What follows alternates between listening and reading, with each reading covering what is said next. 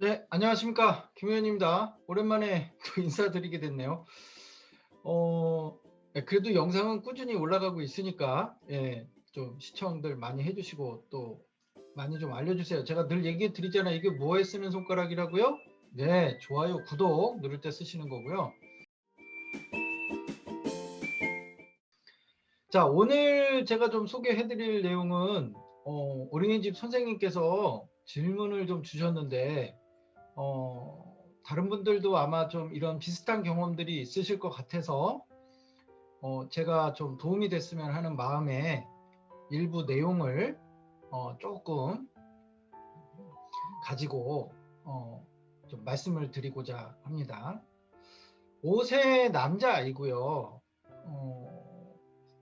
주신 걸 보니까 대그룹, 대소그룹 활동 시간에 바닥에 앉아서 이야기 나누고 책상에 앉아서 수업할 때 앉아있는 게 잘 안 되고, 또 책상 위에 올라가고 교구장 위에 올라가고 교실에 뛰어다니고 장난감 때리고 던지고, 예, 아마 이런 내용이 거의 뭐 반복되지 않을까 싶어요. 비슷한 내용들이 반복될 것 같은데, 그럼에도 불구하고 매번 이렇게 또 말씀을 제가 드리는 답변은 조금씩 달라지는 것 같아요. 왜냐면 그럴 수밖에 없죠. 왜냐면 선생님도 다르고 아이들도 다르고 어, 다 달라요. 부모님도 다르고.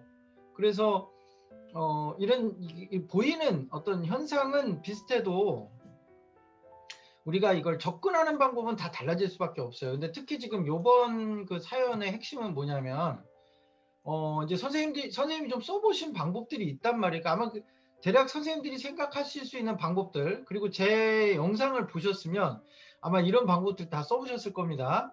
뭐 예를 들면 안 돼 하고 이제 단호하게 아이한테 이야기하는 거.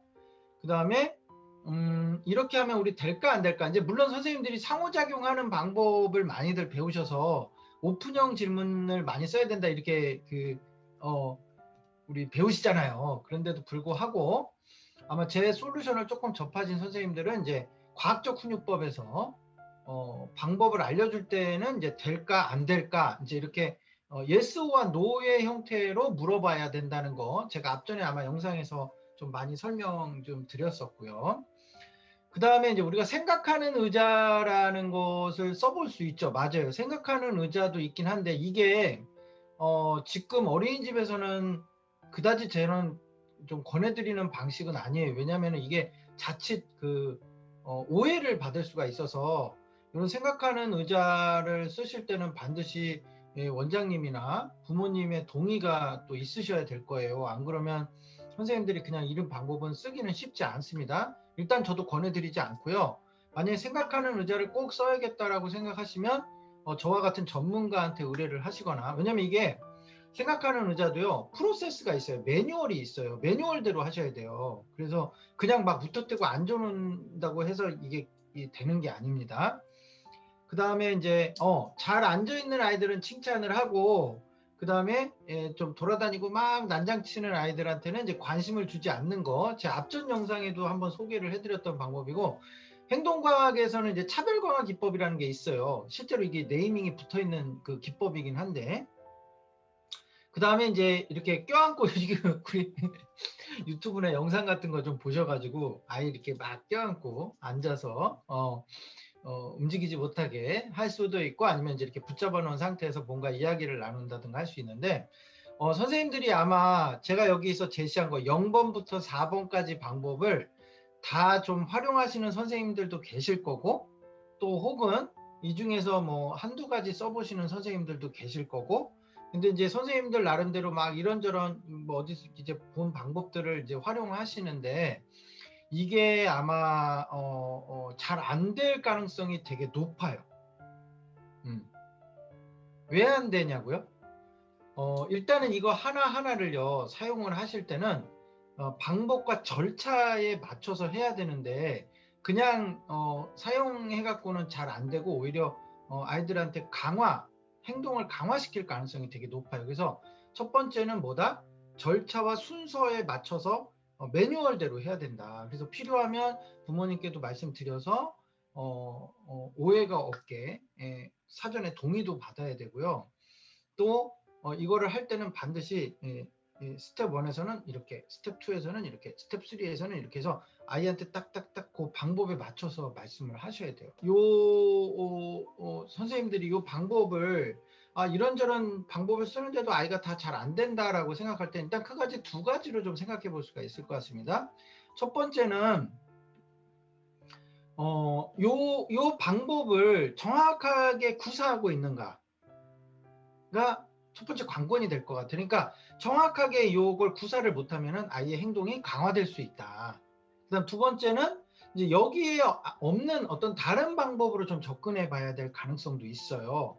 그러면 이 두 가지의 판단을 어떻게 내릴 수 있느냐, 어떤 기준으로 내릴 수 있냐 그러면 제가 요청드리는 거는 일단 시트지를 작성하셔야 돼요. 저희가 갖고 있는 문제행동, 긍정행동 시트지라는 게 있고 ABC 시트지라는 게 있거든요. 요거를 먼저 3일치를 작성을 해봐야 돼요. 그리고 그 3일치를 작성을 좀 해봐야지만 대략 지금 어떤 식으로 상호작용이 벌어지고 있고 어떤 게 더 큰 문제고 핵심 쟁점이고 이런 것들이 타겟 행동이라든지 이런 것들을 설정할 수가 있어요. 이게 제가 말씀드리는 행동수정 심리 솔루션 중에 한 가지예요. 제 책을 보시면 제일 처음에 하는 게 관찰하고 기록하라라는 것이 나오는데 거기에서 첫 번째로 하는 게 시트지 작성입니다. 그래서 시트지를 좀 작성을 해봐야지만 정확하게 좀 진단이 가능해요. 그것도 좀 3일치 정도가 있어야지만 그 패턴 분석이 가능하거든요. 그래서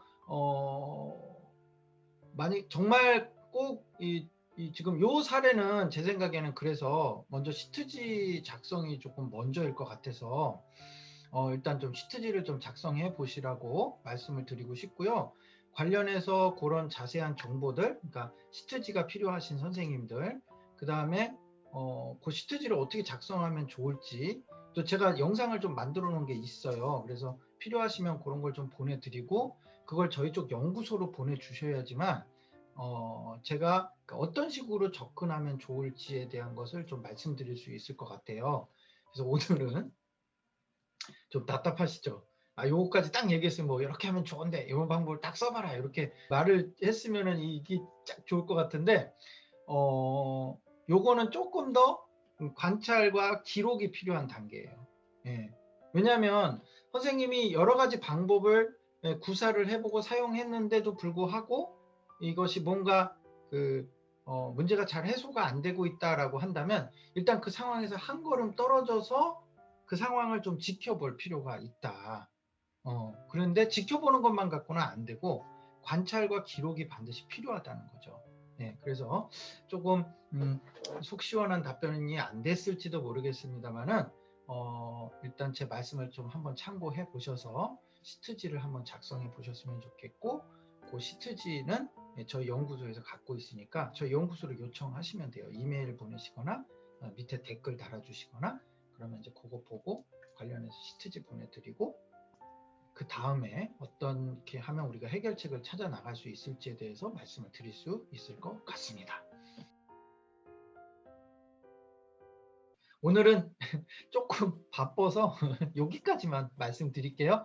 궁금한 건 댓글 달아주세요. 그러면 돼요. 네, 감사합니다.